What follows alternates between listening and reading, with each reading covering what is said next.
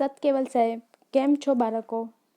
આજે આપણે સામાજિક વિજ્ઞાનમાં પાઠ 9 ઈસવીસન 1857નો સ્વાતંત્ર્ય સંગ્રામની શરૂઆત કરીશું અને તેમાં આપણે સ્વાતંત્ર્ય સંગ્રામ ઉદ્ભવવાના કારણો અને તેના આગેવાનો વિશે માહિતી મેળવીશું. તો ચાલો બાળકો પાઠની શરૂઆત કરીએ. પાઠ 9 ઈસવીસન 1857નો સ્વાતંત્ર્ય સંગ્રામ. ભારતમાં યુરોપીય પ્રજાના આગમન અને ખાસ કરીને ભારતમાં બ્રિટિશ શાસનની નીતિ રીતિના પરિણામો રાષ્ટ્રવાદનો ઉદ્ભવ થયો હતો. ઈસવીસન 1857માં ભારતમાં એક મહત્વની ઘટના બની. આ ઘટનાને ભારતમાં રાષ્ટ્રવાદના ઉદયના મહત્વના પરિબળોમાં પ્રથમ ઘટના તરીકે ગણવામાં આવે છે. એટલે શું થયું કે ભારતમાં જે યુરોપીય પ્રજા આવી અને એને જે નીતિ અને રીતિનો ઉપયોગ કર્યો હતો, એમને જે કરવેરા નાખ્યા હતા અને એમના ધર્મનો ફેલાવો કર્યો હતો, એના અનુસાર જે ભારતમાં ઈસવીસન 1857માં જે મહત્વની ઘટના બની એને રાષ્ટ્રવાદના ઉદયની મહત્વના પરિબળોમાં પ્રથમ ઘટના ગણવામાં આવે છે. તો ઈસવીસન 1857ના સ્વાતંત્ર્ય સંગ્રામના ઉદ્ભવના કારણો. ભારતમાં અંગ્રેજોએ સત્તા મેળવવા માટે અપનાવેલી દમનકારી કૂટનીતિના કારણે ભારતમાં બહોળા પ્રમાણમાં ઊભો થયેલો અસંતોષ એ ઈસવીસન 1857ના સંગ્રામનું મુખ્ય કારણ હતું. આ અસંતોષ કેમ ઊભો થયો તેના વિગતવાર કારણો હવે આપણે જોઈએ. એટલે શું થયું કે ભારતમાં જે અંગ્રેજો હતા એમને સત્તા મેળવવી હતી, એના કારણે એ લોકોએ ઘણા બધી અનીતિ અપનાવી અને અનીતિના કારણે જે અસંતોષ એટલે કે સંતોષ એ લોકોને નહોતો, એ લોકોએ શું કર્યું, એ અસંતોષ કેમ ઊભો થયો એના કારણો આપણે હવે જોઈશું. અને એ જ કારણો આ ઈસવીસન 1857નો જે સંગ્રામ થયો એના માટે જવાબદાર છે. તો પહેલું કારણ હતું સામાજિક અને ધાર્મિક કારણો. કંપની સરકારે સામાજિક સુધારણાની જે રીત અપનાવી હતી તેણે લોકોમાં ભય ઊભો કર્યો હતો. તેમને લાગ્યું કે કંપની સરકાર ઇરાદાપૂર્વક ખ્રિસ્તી ધર્મ અંગીકાર કરાવી ભારતમાં ધર્મ અને સંસ્કૃતિનો નાશ કરવા માગે છે. એટલે જે સામાજિક અને ધાર્મિક કારણો હતું એમાં એક કારણ એવું હતું કે એ સરકાર હતી એ ખ્રિસ્તી ધર્મનો ફેલાવો કરવા માંગતી હતી અને આ કારણે ભારતમાં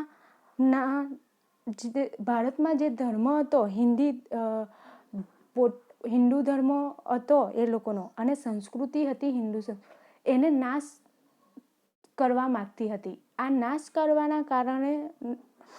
કરવા માંગતી હતી એ કારણથી જ આ સ્વતંત્ર સંગ્રામ ઉદ્ભવ્યું. લશ્કરમાં, જેલોમાં તથા રેલવેમાં ભારતની સામાજિક વ્યવસ્થાની વારંવાર અવગણના કરવામાં આવતી. સમાજનો મોટો ભાગ એ સમયે રૂઢિચુસ્ત હતો. તેથી નવા પરિવર્તનોએ તેનામાં અસંતોષ ઊભો કર્યો. પરિણામે કેટલાક લોકો પોતાના સામાજિક ધાર્મિક માળખાને ટકાવી રાખવા આ સંગ્રામમાં જોડાયા. એટલે પોતાની સંસ્કૃતિને ટકાવી રાખવા માટે એ લોકોએ શું કર્યું, આ સંગ્રામમાં જોડાઈ ગયા. એમને એવું હતું કે અમારી જે સંસ્કૃતિ છે એ નાશ પામી જશે અને અમારે આ ખ્રિસ્તી ધર્મ અપનાવવો પડશે. એટલે કે જે સરકાર હતી એ સરકારનો ધર્મ અમારે અપનાવવો પડશે. એ બીક અને એ ડરથી એ લોકો આ સંગ્રામમાં જોડાયા. આર્થિક કારણો. બીજું હતું આર્થિક કારણો. એ સમયે અંગ્રેજોની આર્થિક નીતિ ભારતના ભોગે ઇંગ્લેન્ડને સમૃદ્ધ બનાવવા માટેની હતી. એટલે એ સમયે જે અંગ્રેજોની નીતિ હતી એ એવી હતી કે ઇંગ્લેન્ડની સરકાર છે એને સમૃદ્ધ બનાવવાની, જે અહીંની સરકાર હતી એને ટોટલી નાશ કરવાની હતી. તો એ કારણથી જ મોટા ભાગનો જે વર્ગ હતો ભારતનો એ બધો આર્થિક રીતે નાશ પામી ગયો.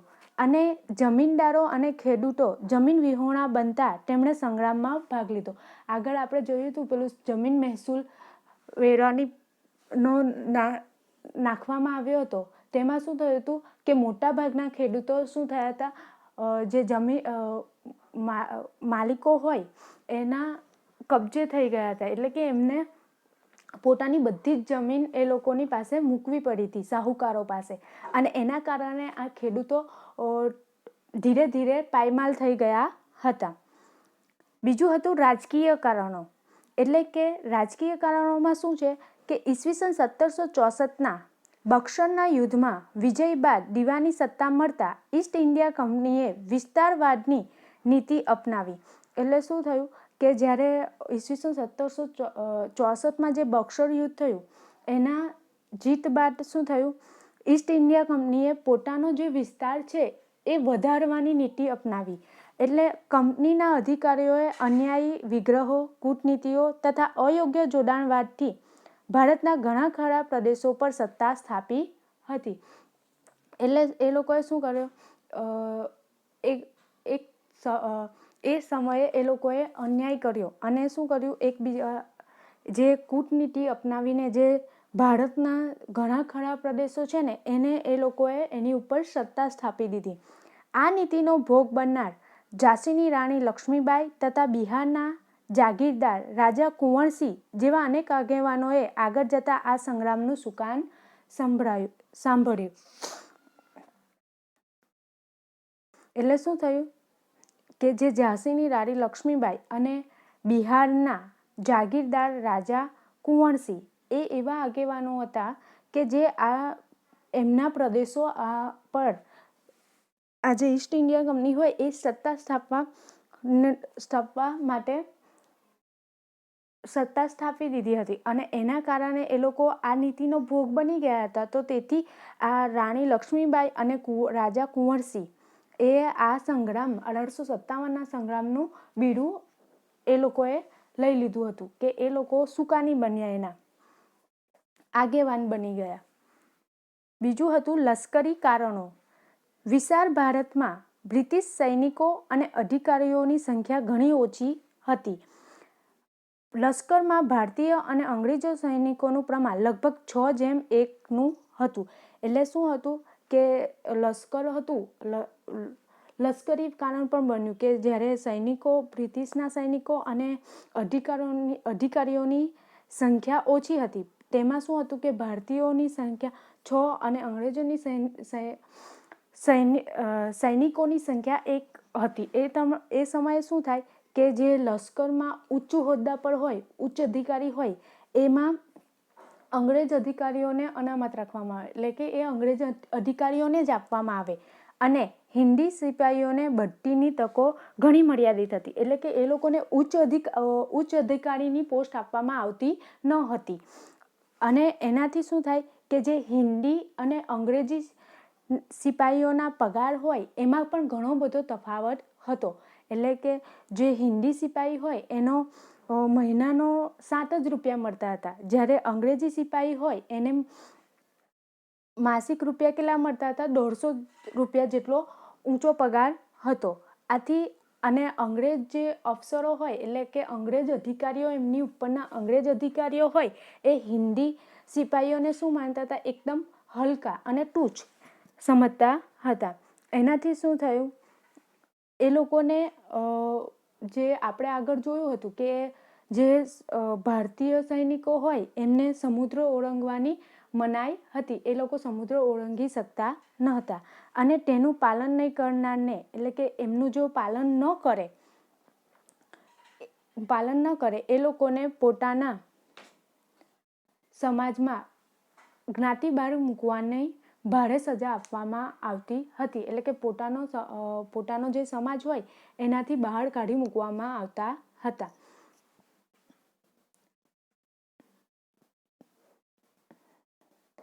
એટલે આમ હોવા છતાં પણ સિપાહીઓને ફરજિયાતપણે વિદેશમાં બ્રિટિશ યુદ્ધો કરવા માટે મોકલવામાં આવતા. પણ આટલું બધું હોવા છતાં પણ હિન્દી સિપાહીઓ હતા એ લોકોને ફરજિયાત, એટલે કે ફરજમાં આવે એ પ્રમાણે એ લોકોએ બ્રિટિશ યુદ્ધ યુદ્ધ કરવા મોકલતા હતા વિદેશમાં, એટલે કે એ લોકોને કરવું જ પડે એમ.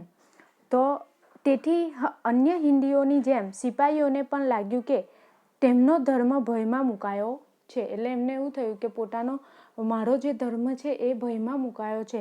એ કારણથી પણ સિપાહીઓ આ સ્વાતંત્ર્ય સંગ્રામમાં જોડાઈ ગયા.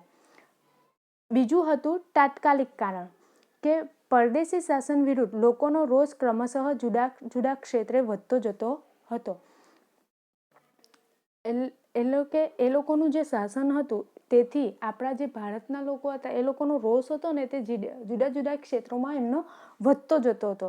આ દરમિયાન ઈસવીસન 1857ના જાન્યુઆરી મહિનામાં ભારતના લશ્કરમાં એનફિલ્ડ રાઇફલ દાખલ કરવામાં આવી. એટલે એ લોકોએ ઈસવીસન 1857ના જાન્યુઆરી મહિનામાં એ લોકોએ એનફિલ્ડ રાઇફલ દાખલ કરવામાં આવી હતી. એમાં જે કારતૂસો હતી, એ એનફિલ્ડ રાઇફલ હોય એમાં જે કારતૂસ વાપરવામાં આવે એ શાની બનાવવામાં આવતી હતી કે ગાય અને ડુક્કરની ચરબીનો ઉપયોગ થતો હતો. તો બાળકો આ પૂછાઈ શકે કે એનફિલ્ડ રાઇફલમાં જે કારતૂસ વાપરવામાં આવે છે એ કયા પ્રાણીઓના ચરબીના ઉપયોગથી બનાવવામાં આવે છે. તો તમારે ઓપ્શન આપેલા હોય ગાય ડુક્કર કે ગાય ભેંસ, એવી રીતના તમને ઘણા ઓપ્શન આપ્યા હોય, એમાંથી એક ઓપ્શન પસંદ કરવાનો હોય, કાં તો એક વાક્યમાં પ્રશ્નનો જવાબ પૂછાઈ શકે.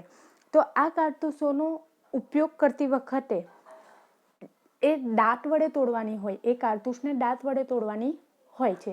તો આ જે દાંત વડે તોડવાની હોય, તો ધાર્મિક દ્રષ્ટિએ હિન્દુ ધર્મના લોકો હોય એ લોકોને ગાય અને ડુક્કરનું માંસ ખાવાની મનાઈ હોય. એટલે હિન્દુ અને મુસ્લિમ સૈનિકોની શું થાય, લાગણી દુભાઈ ગઈ. એ લોકોના ધર્મમાં એવું હોય, આપણા ધર્મમાં એવું હોય ગાયને માતા માનવામાં આવે, એટલે આપણે આમ માંસ ને એવું બધું હોય ગાયનું તે ખાવાની મનાઈ હોય. તો એ લોકો એવું સમજતા હતા કે આ જે અંગ્રેજો છે એ આપણો ધર્મ ભ્રષ્ટ કરવા માંગે, એટલે આપણા ધર્મને ટોટલી નુકસાન કરવા, નાશ પામવા માંગે છે. એટલે એ લોકોએ ઉપરી અફસરોને આ અંગે ફરિયાદ કરી. જે ઉપરી એમના અધિકારીઓ હોય એમને ફરિયાદ કરી, પરંતુ તે વખતે જે ખુલાસો આવ્યો એ સંતોષકારક, એટલે સંતોષ મળે એવો હતો નહીં. તેથી સૌ પ્રથમ બરાકપુરની 19મી પલટને આ ચરબીવાળા કારતૂસનો ઉપયોગ કરવાનો ઇનકાર કર્યો. એટલે શું થયું કે બરાકપુરની જે 19મી પલટન હતી એને આ ચરબીના કારતૂસો અમે વાપરીએ નહીં, એવી રીતના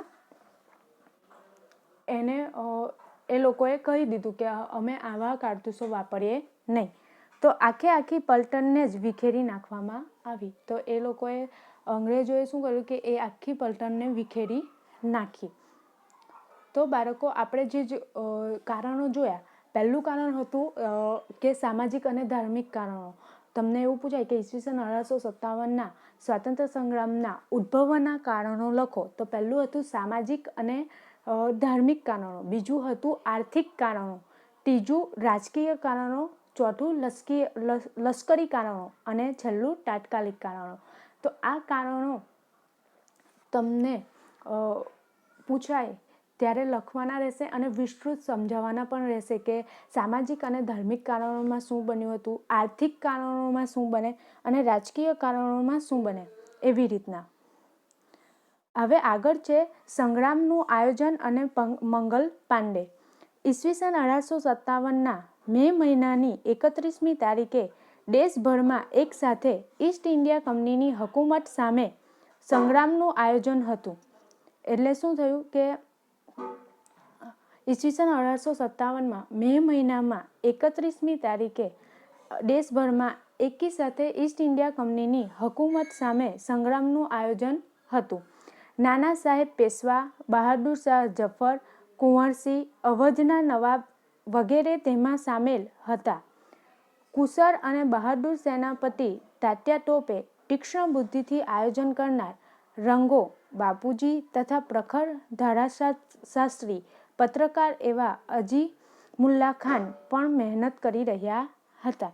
એટલે એમાં શું થયું કે આ આયોજનમાં નાના સાહેબ પેશવા, બહાદુર શાહ જફર, કુંવરસિંહ, અવધના નવાબ તેમાં જોડાયા અને એમાં બહાદુર સેનાપતિ તાત્યા ટોપે અને રંગો બાપુજી તથા પત્રકાર એવા અજીમુલ્લા ખાન આમાં જોડાયા હતા.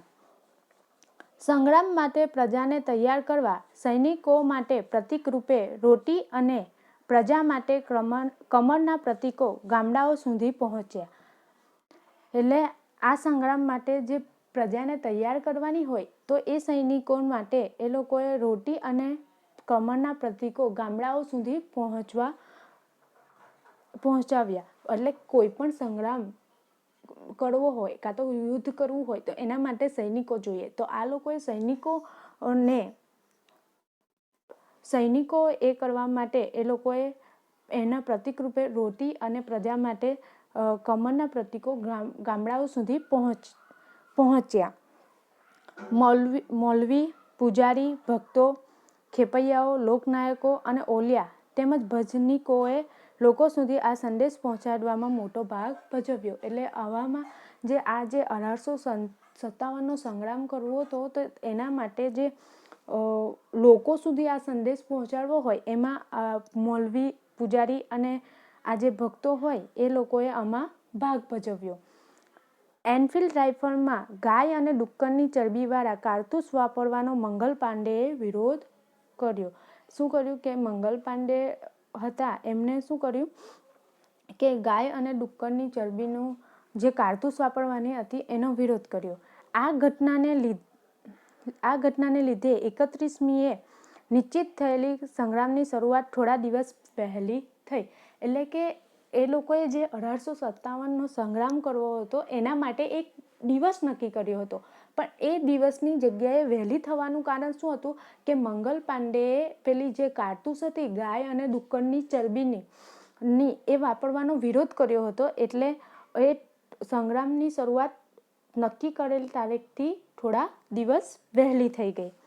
આયોજન ખોરવાયું, પરિણામે વિપ્લવનું લક્ષ્ય પાર પાડી શકાયું નહીં. એટલે કે શું થયું, આયોજન ખોરવાઈ જાય. તમે જે નક્કી કર્યું હોય કામ કરવા માટે, ધારો કે તમે એવું વિચારો છો કે હું આજે સવારે આટલા વાગે વાંચવા બેસી જઈશ 8 વાગે, પરંતુ એવું બને કે તમારે કંઈક 8 વાગે જવાનું હોય ને તમે 7 વાગે બેસી જાઓ કાં તો એને આવ્યા પછી બેસો, તો એમાં શું થઈ જાય, તમારો સમય ખોરવાઈ જાય.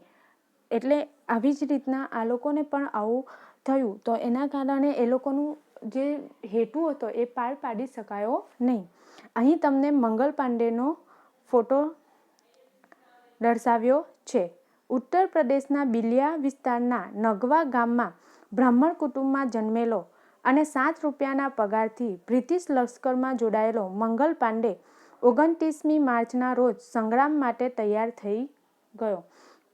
એટલે આ જે બ્રાહ્મણ કુટુંબમાં જે જન્મેલા હતા મંગલ પાંડે, એમને બ્રિટિશ લશ્કરમાં જોડાઈને 29મી માર્ચના રોજ સંગ્રામ માટે તૈયાર થઈ ગયા. 26 વર્ષનો મંગલ પાંડે યુદ્ધના પોશાકથી સજ્જ થઈ માથે તિલક લગાવીને મેદાનમાં આવ્યો. બાકીના સૈનિકોને પણ લલકાર્યા. જે સૈનિકો તેની સાથે હતા પણ 31મી મે સુધી રાહ જોવામાં સંમત હતા. એટલે એ જે એમની સાથે જે સૈનિકો હતા એ 31મી મે સુધીની રાહ જોવા માટે સહમત હતા, પરંતુ મંગલ પાંડે એટલી ધીરજ રાખી શક્યા નહીં. પણ કોણ માને, મંગલની રાઇફલે તેને વીંધી નાખ્યો. એટલે શું કર્યું કે જે મેજર હુસેન હતા એમને આ મંગલ પાંડેને પકડવાનો હુકમ આપ્યો, પણ એ મંગલ પાંડેને પકડવા માટે એ મંગલ પાંડેની રાઇફલે એ હુસેનને વીંધી નાખ્યો. એની સાથે એને બીજા અફસરને પણ વીંધી નાખ્યા હતા. હિન્દી સૈનિકોએ ધરપકડ કરવાની ના પાડી. છેવટે બ્રિટિશ સૈનિકોનો ઘેરાવો વધતા મંગલ પાંડેએ આત્મબલિદાનનો માર્ગ પસંદ કર્યો. એટલે શું કર્યું, બ્રિટિશ સૈનિકો હતા એ લોકોનો ઘેરાવો વધી ગયો. એનાથી શું થયું, એમને આત્મબલિદાનનો માર્ગ અપનાવ્યો. લોહીની લથપથ સિપાહીને તાબડતોડ હોસ્પિટલ લઈ જવાયો, કેમ કે તેમની પાસેથી 1857ના સંગ્રામના આયોજનની માહિતી મેળવવાની હતી. એટલે જે બ્રિટિશ સૈનિકોએ મંગલ પાંડેને ઘેરી લીધો. એને લીધે શું થયું, મંગલ પાંડે એકદમ લોહી લુહાણ હતા. તો એમની પાસેથી જે સ્વાતંત્ર્ય સંગ્રામની માહિતી મેળવવી હતી એટલે એમને દવાખાને લઈ જવામાં આવ્યા. પરંતુ 6 એપ્રિલ 1857ના રોજ જે મંગલ પાંડે પર સૈનિક અદાલતનું નાટક શરૂ કર્યું. આખી કાર્યવાહી અંગ્રેજીમાં ચલાવવામાં આવી અને છેવટે ફાંસીની સજા ફરમાવવામાં આવી.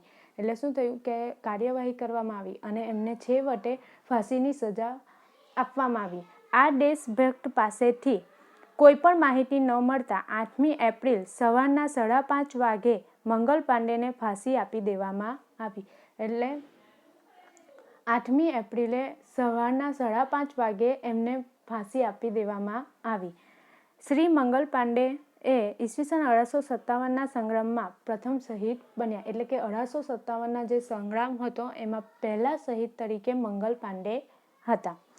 શિક્ષકશ્રીની સૂચના મુજબ ભારતના રાજકીય નકશાના આધારે ઈસવીસન 1857ના સંગ્રામના વ્યાપવાળા પ્રદેશોના રાજ્યોના નામ લખો. તો અહીં તમને જે લાલ ડોટ પર જે તમને પ્રદેશો બતાવ્યા છે એ 1857ના સંગ્રામના પ્રદેશો છે. તેમાં છે સતારા, મેરઠ, બરાકપુર, આગ્રા, લખનઉ, અયોધ્યા, જગદીશપુર, ઓખા, આબુ, ઇન્દોર, બેલગાંવ એ બધા 1857ના સંગ્રામના પ્રદેશો છે. સંગ્રામનો વ્યાપ અને આગેવાનો. એટલે કે હવે આપણે જોઈશું 1857ના સંગ્રામના આગેવાનો કોણ કોણ હતા. પહેલું હતું દિલ્હી અને બહાદુર શાહ જફર. એટલે બહાદુર શાહ જફરનો ચિત્ર તમને બાજુમાં આપેલું છે. આ પહેલા આગેવાન હતા. એમાં એમને શું હતું કે મેરઠના સિપાહીઓ 11મી મેની સવારે દિલ્હી પહોંચી ગયા. તેઓએ ત્યાં રહેલા સિપાહીઓની સહાયથી દિલ્હીનો કબજો લઈ લીધો. 80 વર્ષના વૃદ્ધ બહાદુર શાહ જફરને સમજાવટને અંતે હિન્દીના સમ્રાટ તરીકે જાહેર કર્યો. બહાદુર શાહે સંગ્રામનું નેતૃત્વ સ્વીકારતા સંગ્રામને પ્રોત્સાહન મળ્યું અને સંગ્રામ દેશના ઘણા ભાગોમાં ફેલાયો. એટલે શું કર્યું કે 11મી મેની સવારે સિપાહીઓ હતા એ બધા દિલ્હી પહોંચી ગયા અને દિલ્હી પર કબજો કરી લીધો. અને 80 વર્ષના જે બહાદુર શાહ જફર હતા એમને સમજાવીને હિન્દીનો સમ્રાટ જાહેર કરી દીધો અને એનાથી સંગ્રામ દેશના ઘણા ભાગોમાં ફેલાઈ ગયો. આગળ છે કાનપુર અને નાના સાહેબ. એટલે આ નાના સાહેબનું ચિત્ર છે. કાનપુરમાં 4 જૂન 1857થી સંગ્રામ શરૂ થયો. એટલે યાદ રાખજો, કાનપુરમાં 4 જૂન 1857થી, જ્યારે દિલ્હીમાં 11મી મેના રોજ થયો હતો. સંગ્રામકારીઓએ શહેરનો કબજો સંભાળી લઈ પેશવાના નાના સાહેબને આગેવાની લેવાની ફરજ પાડી. એટલે સંગ્રામકારીઓએ નાના સાહેબને આગેવાની આપવાની ફરજ પાડી અને 22 દિવસના ઘેરા બાદ અનાજ પાણીનો પુરવઠો ખૂટી જતા અંગ્રેજોને શરણાગતિ સ્વીકારવાની ફરજ પડી. એટલે શું થયું કે 22 દિવસ સુધી ઘેરો કર્યો, ત્યારબાદ એમનું અનાજ અને પાણી ખૂટી ગયું, તેથી એ લોકોએ શરણાગતિ સ્વીકારી લીધી. ત્યારબાદ છે કુંવરસી. બિહાર અને કુંવરસી. બિહારમાં પટણા, જગદીશપુર સંગ્રામના મુખ્ય કેન્દ્રો હતા. એટલે બિહારમાં પટણા અને જગદીશપુર એ સંગ્રામના મુખ્ય કેન્દ્ર હતા.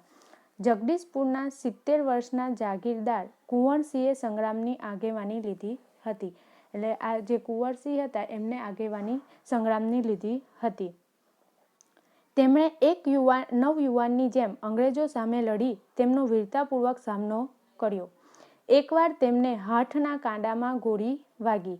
ઘાનું ઝેર શરીરમાં વ્યાપી ન જાય તેના માટે પોતે જ પોતાના તલવારથી હાથને કોણીમાંથી કાપી ગંગા નદીમાં પધરાવી દીધી હતી. એટલે શું થયું કે જ્યારે એમને હાથના કાંડામાં ગોળી વાગી, એ ઝેર શરીરમાં આખે પસરી ન જાય એટલે એમને પોતાના જ તલવારથી પોતાનો હાથ કોણીથી કાપી નાખ્યો. તે મૃત્યુ પામ્યા તે પહેલાં તેમણે પોતાનું જગદીશપુર અંગ્રેજોના કબજામાંથી છોડાવી દીધું. એટલે કે આ જે કુંવરસિંહ મૃત્યુ પામે તે પહેલાં એમણે પોતાનું જે જગદીશપુર હતું એ અંગ્રેજોના કબજામાંથી છોડાવી દીધું હતું.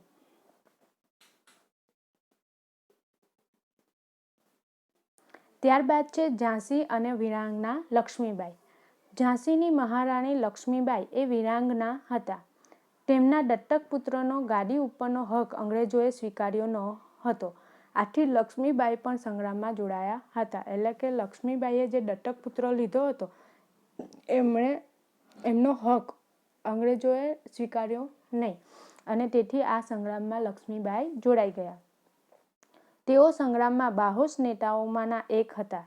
તેમણે અંગ્રેજો સામે લડવા સ્ત્રીઓમાંની એક સેના તૈયાર કરી હતી. તેઓ અંગ્રેજો સામે વીરતાપૂર્વક લડતા અંગ્રેજ અધિકારીઓના મત મુજબ રાણી લક્ષ્મીબાઈ 1857ના સંગ્રામના આગેવાનોમાં શ્રેષ્ઠ સ્ત્રી નેતા હતા.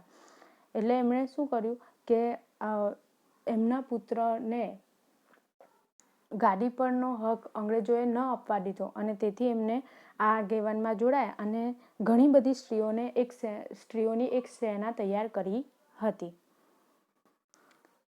ત્યારબાદ છે બાહોશ સેનાપતિ તાત્યા ટોપે. કાનપુરના આગેવાન નાના સાહેબ પેશવાએ સૈન્યની આગેવાની બહાદુર અને શક્તિશાળી તાત્યા ટોપેને સોંપી. એટલે જે નાના સાહેબ પેશવા હતા એમણે આગેવાની તાત્યા ટોપેને સોંપી દીધી. તાત્યા ટોપે નાના સાહેબના ખૂબ જ વિશ્વાસુ વ્યક્તિ હતા. કાનપુર મુક્તિ માટેની સેનાનું સેનાપતિ પદ તાત્યાએ કુનેહપૂર્વક સંભાળ્યું અને તેમની જિંદગીનું પહેલું સેનાધિનાયક પદ હતું. પણ પછી તે 2 વર્ષ સુધી તાત્યા ટોપે સમગ્ર દેશની સશસ્ત્ર ક્રાંતિ પણ છવાઈ ગયા. તેમણે કાલપીને મુક્ત કર્યું. તાત્યા ટોપે જેટલા યુદ્ધો કોઈ જ સેનાનીએ લડ્યા ન હતા. એટલે કે તાત્યા ટોપે જેટલા યુદ્ધ કર્યા એટલા કોઈ સેનાએ લડ્યા હતા નહીં. આ ઉપરાંત પણ ઉત્તર ભારતમાં બરેલી, બનારસ, અલ્હાબાદ, આગ્રા, આઝમગઢ તથા ગોરખપુરમાં હિન્દી સૈનિકોનો સંગ્રામમાં જોડાયા હતા. રાજપૂતાનામાં અજમેર, નસીરાબાદ, આબુ વગેરે તથા મધ્ય ભારતમાં ગ્વાલિયર, મંદસોર, ઇન્દોર અને ધારમાં પણ સંગ્રામના દ્રશ્યો જોવા મળ્યા હતા. દક્ષિણ ભારતમાં સતારા, કોલ્હાપુર, સાવંતવાડી, નાગોર અને ધારવાડમાં સંગ્રામકારીઓના પ્રયાસો વીરતા ભર્યા પણ છૂટાછવાયા હતા. એટલે શું થયું કે ઉત્તર ભારત હતું એમાં બરેલી, બનારસ, અલ્હાબાદ, આગ્રા, આઝમગઢ અને હિન્દી સૈનિકોમાં સંગ્રામમાં જોડાઈ ગયા. ત્યારબાદ જે અજમેર છે, નસીરાબાદ, આબુ એ બધા પણ આમાં જોડાઈ ગયા હતા. 1857નો સંગ્રામ અને ગુજરાત. ગુજરાતમાં સંગ્રામનો આરંભ અમદાવાદની 7મી લશ્કરી ટુકડીએ જૂન 1857માં કર્યો હતો. એટલે ગુજરાતમાં સંગ્રામનો શરૂઆત 7મીએ થયો હતો અને જૂનમાં થયો હતો, પરંતુ તેને તરત જ દબાવી દેવામાં આવ્યો હતો. પંચમહાલના દાહોદ, ઝાલોદ અને ગોધરામાં જુલાઈ મહિનામાં સંગ્રામના બનાવો બન્યા હતા. સૈનિકોએ લોકોની મદદ વડે સરકારી કચેરીઓ કબજે કરી, પરંતુ છેવટે સરકારી દળોએ તેમને હરાવ્યા. એટલે શું થયું કે સૈનિકો હોય એમની મદદથી સરકારી કચેરીઓ કબજે કરી, પણ સરકારી દળોએ તેમને હરાવી દીધા અને પંચમહાલના નાયકડા લોકોનો સંગ્રામ લગભગ 1 વર્ષ સુધી ચાલુ રહ્યો હતો. ખેડા જિલ્લામાં આણંદના મુખી ગરબતદાસ પટેલે કોળી, નાયકડા વગેરે જાતિના આશરે 2000 લોકોને ભેગા કરી ખાનપુરના ઠાકોર જીવાભાઈના સાથથી સંગ્રામ છેડ્યો હતો. એટલે ખેડા જિલ્લાના જે આણંદના મુખી ગરબતદાસ પટેલ હતા એમણે શું કર્યું કે 2000 લોકોને ભેગા કરી સંગ્રામ છેડ્યો હતો. તેમણે અંગ્રેજોનો સામનો કરવા માલાજી જોશી અને કૃષ્ણદાસ દવેએ પણ સાથ આપ્યો હતો. એટલે અંગ્રેજોનો સામનો કરવા માલાજી જોશી અને કૃષ્ણદાસ દવેએ એમને સાથ આપ્યો. અંતે ગરબતદાસના સાથીઓ પકડાઈ જતા તેમણે સરકારે ટોપને ગોળે ચડાવ્યા. જ્યારે ગરબતદાસને દેશ નિકાલની સજા રૂપે અંડમાન મોકલી આપ્યા, જ્યાં તેમનું અવસાન થયું. એટલે શું થયું કે જે ગરબતદાસ હતા એમને દેશ નિકાલની સજા આપવામાં આવી અને તેમને અંડમાન મોકલવામાં આવ્યા અને ત્યાં એમનું મૃત્યુ થયું. ઈડરથી 16 માઇલ દૂર ચાંદુપ ગામના લોકો નાથાજી અને યામાજીની આગેવાની સ્વીકારી સંગ્રામમાં જોડાયા. ઓખામંડળ અને બાળાડી વચ્ચે નંદાણા ગામમાં બ્રિટિશ લશ્કરી છાવણી હતી.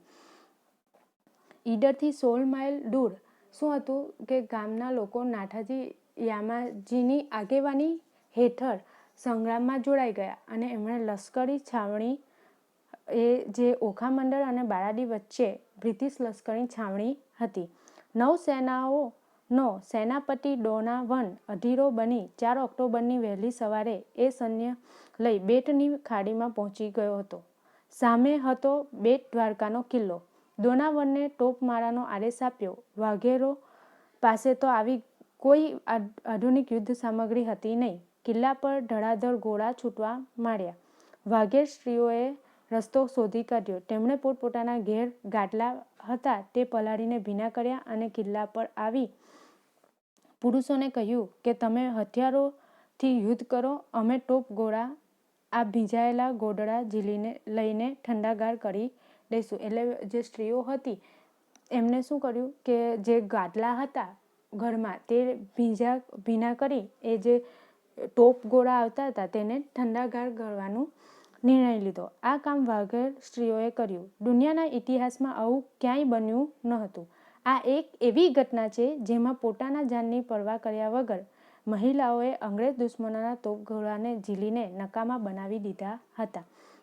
એટલે કે આ એવી પહેલી ઘટના છે કે જે સ્ત્રીઓએ આવી રીતના કર્યું હતું. ઝાંસીની રાણી લક્ષ્મીબાઈ જેવું જ આ સાહસિક કામ કર્યું હતું. આ બધી લક્ષ્મીબાઈઓ જ હતી ગુજરાતની લક્ષ્મીબાઈઓ. ઉત્તર ગુજરાતમાં પાટણ, ખેરાલુ, ભિલોડા, મુડેટી વગેરે જગ્યાઓ સ્થાનિક લોકોની સહાયથી સંગ્રામ થયો. આ ઉપરાંત ડિસેમ્બર 1858માં સૈન્ય સાથે તાત્યા ટોપે ગુજરાતમાં આવી 15 દિવસ પંચમહાલમાં રોકાયા હતા. એટલે શું થયું કે તાત્યા ટોપે ગુજરાતમાં આવીને પંચમહાલમાં 15 દિવસ સુધી રોકાયા. અંગ્રેજ લશ્કર પાછળ પડતા છેવટે તેમણે વાંસવાડાના જંગલો તરફ જવાની ફરજ પડી. એટલે એમની પાછળ અંગ્રેજનું લશ્કર પડ્યું એટલે એમણે વાંસવાડા જંગલો તરફ જવાની ફરજ પડી ગઈ.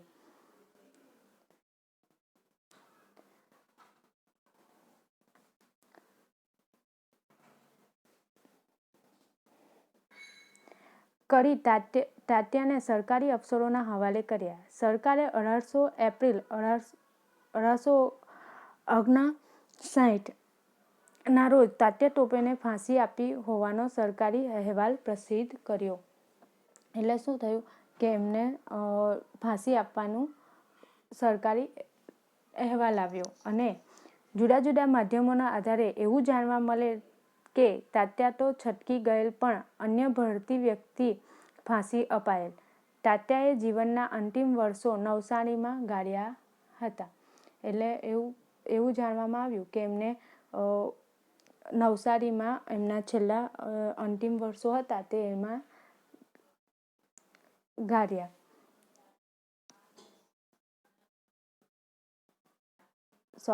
આપણે સંગ્રામનો અંત એટલે શું થયું કે સંગ્રામ દરમિયાન અંગ્રેજ સરકારને શસ્ત્રો અને સૈનિકોનો નવો પુરવઠો ઇંગ્લેન્ડ, ઈરાન વગેરે સ્થળેથી મળ્યો હતો. 1857ની 10મી મેએ સંગ્રામની શરૂઆત થઈ હતી. પરંતુ ઈસવીસન 1857ના જૂનના અંતમાં તો અંગ્રેજો પાસે બનારસ અને અલ્હાબાદ પુનઃ આવી ગયા હતા. જુલાઈના અંતમાં કાનપુર જીતી લીધું હતું. સપ્ટેમ્બર 1857માં દિલ્હી પાછું મેળવ્યું. બહાદુર શાહ તેની બેગમ જીનત મહલ કેદ પકડાયા. તેમના 3 શાહજાદાઓનો અંગ્રેજોએ વધ કર્યો. બહાદુર શાહ તેની બેગમને બર્માની રાજધાની રંગૂનની જેલમાં રાખવામાં આવ્યા, જ્યાં તેમનું મૃત્યુ થયું. એટલે જુલાઈના અંતમાં શું થયું, કાનપુર તો જીતી લીધું પણ સપ્ટેમ્બરમાં દિલ્હી પાછું મેળવી લીધું અને આનાથી જે બહાદુર શાહ અને એમની બેગમને જીનત મહલને કેદ કરી દીધા અને એમના જે 3 શાહજાદાઓનો અંગ્રેજોએ વધ કરી નાખ્યો અને એમની જે રંગૂન જેલમાં રાખવામાં આવ્યા ત્યાં એમનું મૃત્યુ થઈ ગયું. માર્ચ 1858માં લખનૌ પાછું મેળવ્યું. ઝાંસીની રાણીના જ એક વિશ્વાસઘાતીના કારણે ઝાંસીનું પતન થતાં તે કાલપી તરફ ગયા. તેણે પછી પણ ખૂંખાર લડાઈ લડી વીરગતિ પામ્યા. એટલે કે લખનૌ પાછું અંગ્રેજોએ મેળવી લીધું અને શું થયું કે જે લક્ષ્મીબાઈ હતા તે પણ વીરગતિ પામ્યા અને જગદીશપુરના કુંવરસિંહને લડાઈમાં મરણતોલ ઘા વાગવાથી એપ્રિલ 1858માં પણ એ મૃત્યુ પામી ગયા. નાના સાહેબ પેશવા અંતિમ પરાજય બાદ નેપાળ તરફ ગયા. પાછળથી તેમણે ભાવનગર જિલ્લાના સિહોર ગામે વસવાટ કર્યો હોવાનું મનાય છે. ઈસવીસન 1902માં તેમનું અવસાન થયું હોવાનું કહેવાય છે. એક પરિચિતે વિશ્વાસઘાત કરી તાત્યાને સરકારી અફસરોના હવાલે કર્યો. એટલે કે એમના જે પરિચિત હતા એમણે વિશ્વાસઘાત કર્યો અને તાત્યા તોપેને સરકારી અફસરોના હવાલે કરી દીધો અને એમને ફાંસીની સજા આપવામાં આવી. આટલું જાણો. ગાંધીનગર જિલ્લાના માણસા તાલુકામાં સમો નામનું એક ગામ છે. ત્યાંથી પ્રાથમિક શાળામાં એક ખાંભી છે. ત્યાં લખાયેલું છે કે 29 નવેમ્બર 1857માં અહીં ફાંસી અપાઈ હતી. તે મગનલાલ અને માધવજીને અંજલિ. એટલે કે જે ફાંસી આપવામાં આવી હતી તે મગનલાલ અને માધવજીને અંજલિ હતી. સંગ્રામ નિષ્ફળ કેમ ગયો? સંગ્રામ કરનારાઓ અંગ્રેજો પાસેથી સત્તા પરત મેળવવામાં નિષ્ફળ ગયા. તેના માટે રહેલા કેટલીક મર્યાદાઓ જવાબદાર હતી. પહેલું હતું સંગ્રામમાં સંકલનનો અભાવ હતો. સંગ્રામ કેન્દ્રીય નેતાગીરીને બદલે માત્ર સ્થાનિક નેતાગીરી નીચે લડાયો હતો. એટલે કે કોઈ એક નેતાગીરીની જગ્યાએ એક સ્થાનિક એટલે એક અંદર જે હોય તે વચ્ચે લડાયો હતો. એમની તાકાત ઓછી પડતા ત્યાં વધારાની નવી તાકાત શસ્ત્રો અને સૈનિકોના સ્વરૂપમાં સહાય પહોંચાડવાની વ્યવસ્થા નહોતી. એટલે કોઈ મોટા નેતા આગેવાનોની નીચે નહોતો. એટલે જે લશ્કરી આપણને સહાય જોઈએ તે મળી ન હતી. સંગ્રામની શરૂઆત નિશ્ચિત તારીખ કરતાં વહેલી થઈ અને સંગ્રામ માટેનું આયોજન વિખેર થઈ ગયું. એટલે સંગ્રામ જે વખતે થવાનો હતો એ દિવસની જે નિશ્ચિત તારીખ હતી એની જગ્યાએ વહેલું થઈ ગયું અને એનું આયોજન ખોરવાઈ ગયું. ત્રીજું, સંગ્રામનું ઉગ્ર સ્વરૂપ માટે મોટે ભાગે ઉત્તર ભારતના કેટલાક વિસ્તારોમાં પૂરતું મર્યાદિત હતું. મોટા ભાગના સમાજ સુધારકો સીધી કે આડકતરી રીતે સંગ્રામમાં જોડાયા નહોતા. આ બતાવે છે કે સંગ્રામને ચેતનાથી ઉભરતા શિક્ષિત વર્ગનો ટેકો મળ્યો ન હતો. એટલે એ ઉત્તર ભારતના કેટલાક વિસ્તારો પૂરતું મર્યાદિત હતું. એમાં ઘણા બધા જે શિક્ષિત વર્ગ હતો એ આની સાથે જોડાયો ન હતો. વિશાળ ભારત તેની પ્રાદેશિક વિવિધતા માટે જાણીતો છે. જુદા જુદા રાજ્યના લોકોની ભાષા, ખોરાક, પહેરવેશ વગેરે જુદા જુદા છે. તેઓ બ્રિટિશ શાસન પહેલાં જુદી જુદી પ્રાદેશિક સત્તાઓ નીચે જીવતા આવ્યા હતા. તેથી હજી તેમનામાં ભારત મારું રાષ્ટ્ર છે કે અમે ભારતના નાગરિકો છે એવી ભાવના પ્રજામાં કે રાજાઓમાં વિકાસ પામી ન હતી. ઘણા બધા રાજાઓ તો એ સમયે અંગ્રેજોના પક્ષમાં હતા અથવા તો ઉદાસીન હતા. શું હતું કે જે એના પ્રાદેશિક વિવિધતા માટે લોકોની ભાષા, ખોરાક, પહેરવેશ એકદમ જુદા જુદા હતા અને આની નીચે એ લોકો જીવતા હતા. તો આમાં શું થાય, અમે ભારતના નાગરિકો છે એવી ભાવના વિકાસ પામી ન હતી અને તેથી અંગ્રેજોના પક્ષમાં હતા. શીખો અને ગુરખાઓ અંગ્રેજોના પક્ષમાં રહીને લડતા, તેથી નિષ્ફળ થવામાં મહત્વની ભૂમિકા ભજવે. એટલે કે એ લોકો માનતા ન હતા કે અમે ભારતના નાગરિકો છે, એટલે એ લોકો અંગ્રેજોના પક્ષમાં રહ્યા, તેથી આ સ્વતંત્ર સંગ્રામ નિષ્ફળ બન્યો. સંગ્રામના લશ્કર, શસ્ત્રો અને સેનાપતિની સરખામણીમાં અંગ્રેજો વધારે ચઢિયાતા હતા. એટલે આપણા કરતાં એમની પાસે વધારે લશ્કર અને જે શસ્ત્રો હોય એ વધારે હતા. એના કારણે એ લોકો આપણે 1857નો જે સંગ્રામ હતો એ નિષ્ફળ ગયો. જુદા જુદા આગેવાનો ભારતમાંથી અંગ્રેજોને હરાવવાને બદલે પોતે ગુમાવેલ સત્તા પાછી મેળવવાના આશયથી લડતા હતા. તેથી તેઓ અન્ય માટે કે સમૂહ માટે લડતા ન હતા. એટલે જે જુદા જુદા આગેવાનો હતા એ લોકો અંગ્રેજોને હરાવવાના બદલે પોતાની જે સત્તા ગુમાવી દીધી છે એ પાછી મેળવવાના આશયથી લડતા હતા. તેથી આ સંગ્રામ નિષ્ફળ ગયો. વિચારો, આ સંગ્રામ નિષ્ફળ જવા પાછળના અન્ય કયા કયા કારણો જવાબદાર હશે? તો બાળકો, આમાં અન્ય કારણોમાં એવું આવે કે અંગ્રેજોને આપણા દેશમાંથી કાઢી મૂકવાનો હેતુ આ સંગ્રામનો હતો નહીં, એના કારણે બની શકે. અથવા તો બંગાળમાં અંગ્રેજો સૌપ્રથમ આવ્યા તો ત્યાં તો સ્વતંત્ર સંગ્રામ થયો જ નહીં, એ પણ કારણ હોઈ શકે.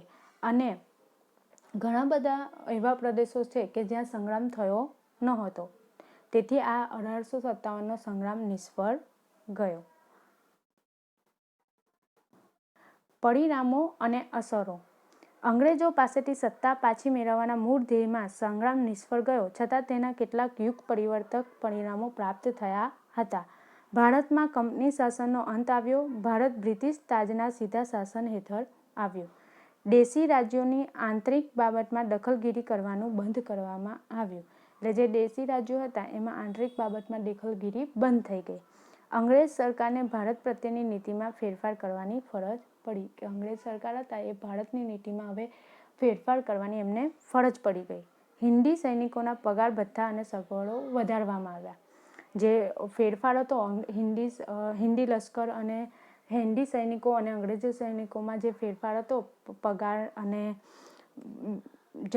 ભથ્થાની વચ્ચે, તે હવે વધારવામાં આવ્યો. ભારતના લોકોમાં રાષ્ટ્રવાદી ભાવના ઉત્પન્ન કરવામાં આ સંગ્રામે પ્રેરણા પૂરી પાડી. તો બાળકો, અહીં આ પાઠ પૂરો થાય છે. ઈસવીસન 1857ના સ્વતંત્ર સંગ્રામના નું સ્વાધ્યાય તમારે તમારી નોટબુકમાં લખવાનું રહેશે.